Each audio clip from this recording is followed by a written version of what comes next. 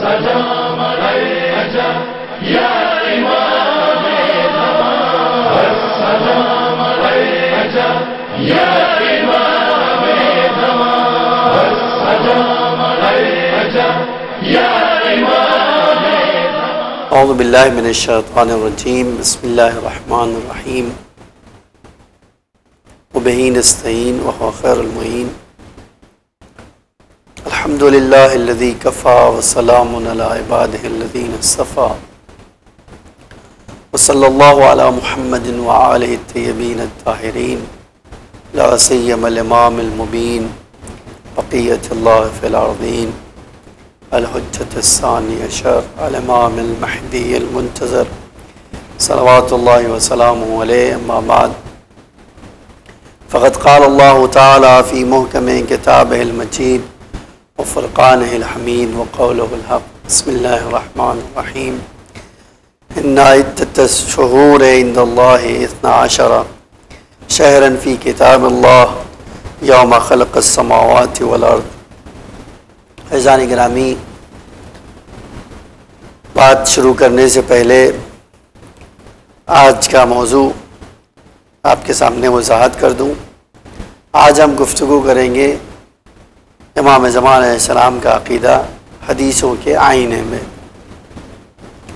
میں نے جس آیت کی تلاوت آپ کے سامنے کی وہ سورہ توبہ کی 36ویں آیت ہے، جس میں اللہ تعالیٰ ارشاد فرماتا ہے کہ جس دن سے اللہ نے زمین اور آسمان کو پیدا کیا ہے، جس دن اللہ تعالیٰ نے زمین اور آسمانوں کو پیدا کیا، اسی دن اللہ کی کتاب میں اللہ تعالیٰ نے 12 مہینے قرار دیے. حقیقت میں بعض حدیثوں کے مطابق یہ 12 مہینے کنایہ ہیں 12 اماموں کے عقیدے کا. آج جس موضوع سے میری گفتگو مربوط ہے اس کے بارے میں کچھ بات کرنا چاہتا ہوں. تو پہلا نقطہ اس میں یہ ہے کہ ہمارے پاس علی علیہ السلام کے بارے میں، علی علیہ السلام کی فضائل کے بارے میں، علی علیہ السلام کی خلافت کے بارے میں، علی علیہ السلام کی معجزات کے بارے میں، علی علیہ السلام کی خصوصیات کے بارے میں، علی علیہ السلام کی جنگوں کے بارے میں اتنی زیادہ حدیثیں وارد ہوئی ہیں کہ شاید انسان کو احصا کرنے جائے گا، ان کو گننے جائے گا تو شاید انسان گنتا ہی رہ جائے. یہ تو نہیں کہہ سکتا ہوں کہ اتنی ہیں کہ انسان گن نہیں سکتا. بے شک شاید اگر کوئی بیٹھے زندگی بھر یہ کام کرے تو شاید کوئی یہ کام کر سکے، لیکن اتنی زیادہ تعداد میں ہے کہ جس کی کوئی حد نہیں ہے. لیکن اسی کے ساتھ ساتھ یہ بھی ایک حقیقت ہے، یہ بھی ایک سچائی ہے کہ علی علیہ السلام کے بعد جس معصوم کے بارے میں سب سے زیادہ حدیثیں پائی جاتی ہیں شیعہ اور سنی دونوں طرح کی کتابوں میں، وہ علی علیہ السلام کے بعد امام زمان علیہ السلام یعنی حضرت مہدی علیہ السلام ہے. آپ تعجب کریں گے کہ ابتدائے تاریخ سے لے کر آج تک اگر میں آپ کو آپ کے سامنے کتابیں گنانا شروع کروں تو شاید اس مختصر سے وقت میں 2-4 کتابوں کے بارے میں بھی میں تفصیلی گفتگو نہیں کر سکتا. اسی لیے ایک خاکہ، ایک اجمالی خاکہ آپ کے سامنے پیش کرنا ہے جس سے آپ کو کسی حد تک اس بات کا اندازہ ہو جائے گا کہ امام زمان علیہ السلام کا عقیدہ، ان کی خصوصیات، ان کا ظہور، ان کی غیبت، یہ سب ایسے مسلمات میں سے ہیں، ایسے بنیادی اور مستحکم عقائد میں سے ہیں کہ ہر مؤلف اور مصنف نے اپنے لیے شرف سمجھا ہے کہ امام زمان علیہ السلام کے عقیدے کو بیان کرے. حتیٰ آج تو کچھ زیادہ ہی بات آگے بڑھ چکی ہے. آج میرے نظروں کے سامنے ایک کتاب ہے امام المنتظر، اور لکھی گئی ہے مصر سے۔ آپ حیرت میں آ جائیں گے کہ اس کتاب میں ہر موضوع سے امام زمان کے حدیثیں موجود ہیں، اور لکھنے والے کا یہ بھی دعویٰ ہے کہ یہ عقیدہ امام زمان علیہ السلام شیعوں نے ہم لوگوں سے چرا لیا ہے، لے لیا ہے۔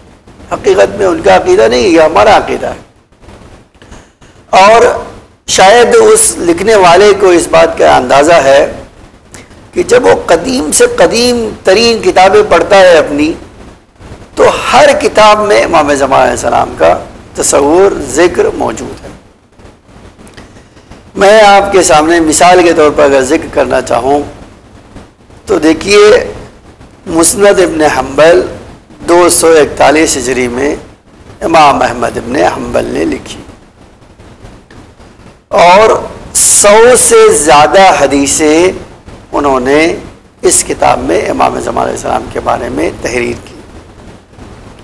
اس کے بعد اگر آپ انہی کی کتابوں میں دیکھیے تو سنن ابی داؤد جو 275 ہجری میں لکھی گئی، ابن ماجہ 273 میں لکھی گئی، ترمذی 297 میں ہجری میں لکھی گئی، ان تمام کتابوں میں ایک یا دو چیپٹر ضرور امام زمان علیہ السلام سے متعلق حدیثوں سے ہے، جس میں ان حدیثوں کا ذکر کیا گیا جو حضرت کے تعلق سے موجود ہے۔ اور آگے اگر بڑھ کے میں کہوں تو 100 سے زیادہ کتابیں سنی علماء، بڑے علماء نے لکھی ہے، مستقل پوری کتاب بعض جگہ امام زمان علیہ السلام کے بارے میں ہے، اور بعض نے کچھ چیپٹر جو ہے، کچھ فصلیں امام زمان علیہ السلام سے مخصوص کی ہے۔ اب آپ اس سے اندازہ لگا لیجئے کہ امام زمان علیہ السلام کا عقیدہ حدیثوں کے آئینے میں اگر بیان کرنا چاہوں تو یہ جو کتابیں ہیں، اگر وہ 2-4 حدیثیں بھی تبرکاً بیان کرنا چاہوں تو گھنٹوں چاہیے اس کے لیے، وضاحت کے لیے۔ تو انشاءاللہ آخر میں آپ کے سامنے 2-4 حدیثیں پیش کرنا ہے، تبرکاً ہوتا ہے منن، تاکہ آپ یہ جان سکیں کہ عقیدہ مہدویت، امام زمان علیہ السلام کے بارے میں عقیدہ ایک آفاقی عقیدہ ہے، ایک عالمی عقیدہ ہے، اور ہر قوم و قبیلہ خاص کر کے مسلمانوں میں اس عقیدے کو اپنی بنیاد میں شمار کرتا ہے۔ یہ ایک میں نے صحہ کے بارے میں بات کی۔ ہمارے وہاں اگر آپ دیکھیں تو ہمارے شیعوں کے وہاں پیغمبر اکرم سے لے کر ہر معصوم نے امام زمان علیہ السلام کے بارے میں کچھ نہ کچھ باتیں ذکر کی ہے، کچھ حدیثیں ان کی طرف سے، ہر امام، ہر معصوم کی طرف سے کچھ نہ کچھ باتیں آئی ہے۔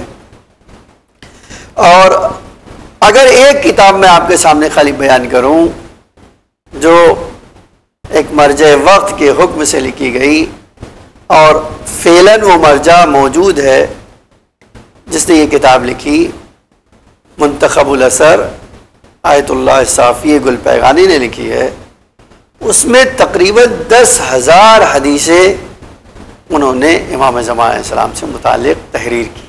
آپ ذرا تصور کیجئے، 10,000 حدیثیں انہوں نے امام زمان علیہ السلام سے متعلق تحریر کی۔ اس کے علاوہ آج اگر آپ شیعہ جو ہے مرکز میں جائیں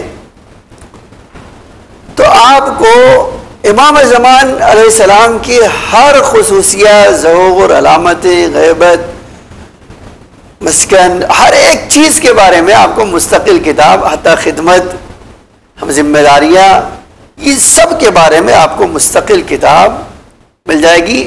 اگر میں بتانا چاہوں اپنی کم علمی کا اعتراف کرتے ہوئے تو 2,000 سے زیادہ مستقل کتابیں آج امام زمان علیہ السلام سے متعلق شیعہ علماء نے لکھا ہے، تحریر کیا ہے۔ اب آپ کے سامنے تبرکاً 2 حدیث اس موضوع سے متعلق پیش کرتا ہوں۔ جس کو سنی علماء نے بھی لکھا ہے اور ہمارے وہاں بھی یہ حدیث پائی جاتی ہے۔ ایک حدیث جو نقل کی گئی ہے، یہ کتاب برہان فی علامات مہدی آخر الزمان نام کی ہے، 170 صفحے کے اوپر، حدیث نمبر 2۔ علامہ متقی ہندی نقل کرتے ہیں کہ جو شخص من کذب بالمہدی فقد کفر، جو شخص، پیغمبر اکرم کی حدیث ہے، جو شخص بھی مہدی کے عقیدے کو، میرے بیٹے مہدی کے عقیدے کو جھٹلائے وہ کافر ہے۔ تو آپ ذرا اس حدیث کے جملے سے اندازہ لگائیے کہ پیغمبر یہ حدیث فرما رہے ہیں اور یہ حدیث سنی و شیعہ سب لکھ رہے ہیں کہ جو شخص بھی مہدی کے عقیدے کو جھٹلائے وہ کافر ہوگا۔ تو میں نہیں سمجھتا ہوں کہ مسلمانوں میں کوئی ایسا فرقہ ہے جو امام زمان علیہ السلام کے عقیدے کو جھٹلاتا ہو۔ اچھا، ایک یہ حدیث، ابھی وضاحت میں نہیں جانا چاہتا ہوں ورنہ اس موضوع پہ ایک تفصیلی گفتگو ہو سکتی ہے کہ پیغمبر نے کس پس منظر میں کہا، ان کی کیا خصوصیت ہے۔ ایک اور حدیث جس کے اوپر سنی شیعہ اور دونوں علماء متفق ہیں وہ یہ ہے۔ اور آج واقعاً جب ہم اس دنیا پہ نظر ڈالتے ہیں تو ہمیں پیغمبر کی صداقت کا اور زیادہ یقین ہو جاتا ہے۔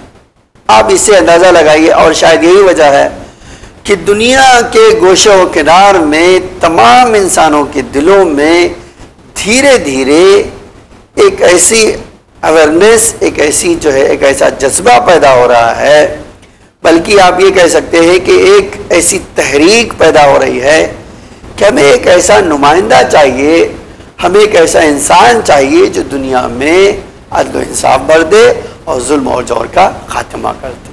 آپ اس حدیث پہ غور کیجیے کہ پیغمبر نے یہ حدیث کب فرمائی ہے اور دنیا کے لوگوں کو کون سی چیز کی دعوت دی ہے۔ پیغمبر فرماتے ہیں لو لم یبقى من الدنیا الا یوم واحد لطول اللہ ذلك اليوم حتى يبعث فيه رجلا من ولدی اسمه اسمی وکنیته کنیتی یملأ الارض قسطا وعدلا كما ملئت ظلما وجورا۔ سنن ابی داؤد نے کتاب المہدی حدیث نمبر 2482 اور ترمذی نے باب ما جاء فی المہدی میں حدیث نمبر 2231، یہ حدیث 2231 نمبر کی ہے۔ آپ کے سامنے ترجمہ پڑھوں تو آپ خود بخود اس کے مطلب اور اس کی ویژن سے آگاہی حاصل کر لیں گے کہ پیغمبر ساری دنیا کے لوگوں کو کس چیز کی دعوت دے رہے تھے۔ پیغمبر کہتے ہیں کہ اگر دنیا کی قسمت میں صرف ایک دن باقی رہ جائے، اگر دنیا کے خاتمے میں صرف ایک دن باقی رہ جائے تو اللہ تعالیٰ اس دن کو اتنا طولانی کر دے گا، اتنا طولانی کر دے گا، یہاں تک کہ میری اولاد میں سے ایک مرد، ایک انسان اٹھے گا جس کا نام میرا نام ہوگا، جس کی کنیت بھی میری کنیت ہوگی، یملأ الارض عدلا یملأ الارض قسطا وعدلا كما ملئت ظلما وجورا، زمین کو اسی طرح عدل اور انصاف سے بھر دے گا جس طرح وہ ظلم و جور سے بھر چکی ہو۔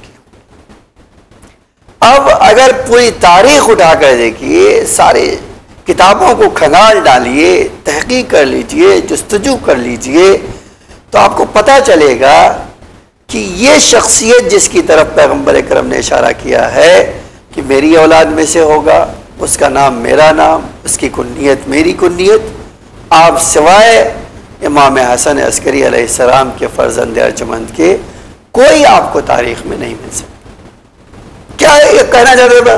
پیغمبر کہہ رہے تھے کہ انسانوں سے کہ تم گھبرانا نہیں، دنیا میں طرح طرح کے فساد، ظلم و جور، شک و شبہات بڑھیں گے، لیکن اللہ تعالیٰ نے اس دنیا کی قسمت میں ایک دن ایسا لکھا ہے جہاں ظلم مٹ جائے گا، جہاں فساد ختم ہو جائے گا، شک و شبہات ختم ہو جائیں گے، انسانیت گلزار بن جائے گی، دنیا گلزار بن جائے گی، انسانیت اپنے کمال اور عروج تک پہنچائے گی۔ لیکن اس کے لیے شرط ہے کہ میرا بیٹا آئے، اس دنیا میں ظاہر ہو، وہ الہی قانون کے ذریعے سے، کتاب خدا کے ذریعے سے اس دنیا کو گلزار بنا دے۔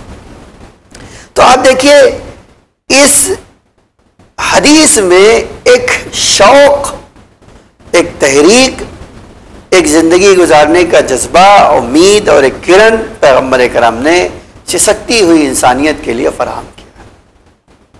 اور آج اگر یہ عقیدہ واقعاً اتنا مستحکم و پائیدار نہ ہوتا ہر مسلمان کے نزدیک، تو آپ کو جھوٹے دعوے دار نظر نہیں آتے تھے۔ ہمیشہ اسی لیے کہا جاتا ہے کہ کاپی کسی کی اسی وقت بنائی جاتی ہے جب اصل موجود ہو۔ جب تک اصل موجود نہیں ہوگا کوئی اس کی ڈپلیکیٹ بنانے کی کوشش نہیں کرے۔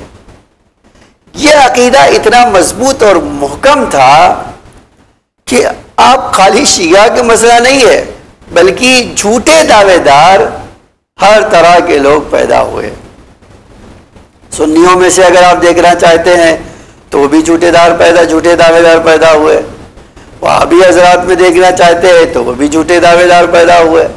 شیعہ میں دیکھنا چاہتے ہیں تو وہ بھی۔ اچھا، جس ملک میں آپ تقریباً دیکھنا چاہیں تو یہ چیز آپ کو مل سکتی ہے۔ میں ایک مثال آپ کے سامنے دوں۔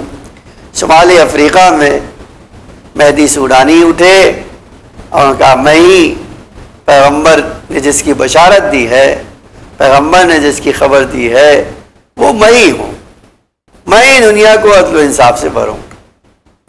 اب دیکھیے، جھوٹا دعویٰ کرنا تو بڑا آسان ہے، لیکن حقیقت آشکار آج بہت آسانی سے ہو جاتی ہے، اس لیے کہ جو خدا ایک نمائندے، ایک ایسے رہبر کو اپنے خزانے قدرت میں رکھے ہوئے ہے، یقیناً اس کی طاقت، اس کا علم، اس کی خصوصیت کا کوئی اندازہ نہیں کر سکتا۔ آج جب کوئی جھوٹا دعویٰ کرتا ہے تو چند سوال کرنے والے، کمزور سوال کرنے والے اس کے دعوے کی کلئی کھول دیتے، اس کے جھوٹے ہونے کو ثابت کر دیتے۔ اب انہوں نے دعویٰ تو کیا، لیکن یہ دعویٰ چند قدم بھی ان کے ساتھ نہ چلا، بلکہ دم توڑ گیا، خود بھی ختم ہو گئے۔ آج ان کا جھوٹا دعویٰ تاریخ میں ثبت ہے۔ اسی طرح اگر آپ حجاز میں دیکھیے، سعودی عرب کی طرف نظر کیجئے تو وہاں بھی آپ کو ایک آدمی ملتا ہے، انہوں نے بھی دعویٰ مہدویت کیا، کہا میں ہی مہدی ہوں۔ ان کا نام بھی محمد ابن عبداللہ قحطانی تھا۔ انہوں نے حجاز میں مہدویت کا دعویٰ کیا کہ میں ہی وہ شخص ہوں، وہ ذات ہوں جس کی پیغمبر نے بشارت دی، میں ہی انہی خصوصیات کا حامل ہوں، میں ہی آ کر دنیا کو عدل و انصاف سے بھروں گا۔ لیکن حقیقت میں یہ دعویٰ بھی چند قدم بھی ان کے ساتھ نہ چل سکا، وہ بھی ختم ہو گئے اور ان کا دعویٰ بھی انہی کے ساتھ دفن ہو گیا۔ اب رہا مسئلہ، آپ شیعوں میں بھی اس طرح کے خود غرض، جاہل اور ناانصاف لوگ موجود ہیں اور رہیں گے، ہر قوم میں ہوتے ہیں۔ تو انہوں نے بھی، شیعوں میں سے بھی بہت سارے لوگوں نے دعویٰ کیا۔ آپ ہندوستان میں بھی دیکھنا چاہیں تو مہدی جونپوری نے جونپور سے، یو پی سے دعوی مہدویت کیا اور کہا کہ میں ہی وہ شخص ہوں جس کے بارے میں پیغمبر اکرم نے فرمایا ہے۔ اور ایران کی سرزمین پہ بھی دیکھنا چاہیں تو ایران کی سرزمین میں مرزا محمد علی شیرازی نے بھی مہدویت کا جھوٹا دعویٰ کیا۔ تو آپ دیکھیے، ان سب کا اگر نتیجہ لینا چاہے تو ایک بہت واضح بات نکل کر سامنے آتی ہے، وہ یہ ہے کہ امام زمان علیہ السلام کا عقیدہ حدیثوں اور آیتوں میں اتنا مضبوط اور پائیدار اور مستحکم تھا کہ لوگوں کے ذہنوں میں آیا کہ اس عقیدے کو بنیاد بنا کر ہم اپنا مقصد حاصل کر سکیں۔ اسی لیے ہر سنی و شیعہ انہوں نے اس کو اپنے ہدف کے لیے استعمال کیا، اگرچہ اللہ تعالیٰ نے ان کی پلاننگ کو، ان کی سازش کو ختم کر دیا ان کے وجود کے ساتھ، لیکن اس سے یہ بات تو یقیناً عیاں ہو گئی کہ اللہ کا وہ آخری رہبر، اللہ کی وہ آخری امامت کی کڑی آج بھی پردے غیب میں ہے اور خدا کے حکم کا انتظار کر رہا ہے۔ جس دن اللہ حکم دے گا وہ اس دنیا میں ظاہر ہوگا اور زمین کو اسی طرح عدل و انصاف سے بھر دے گا جس طرح وہ ظلم و جور سے بھر چکی ہوگی۔ وصلی اللہ علی محمد وآلہ الطیبین الطاہرین۔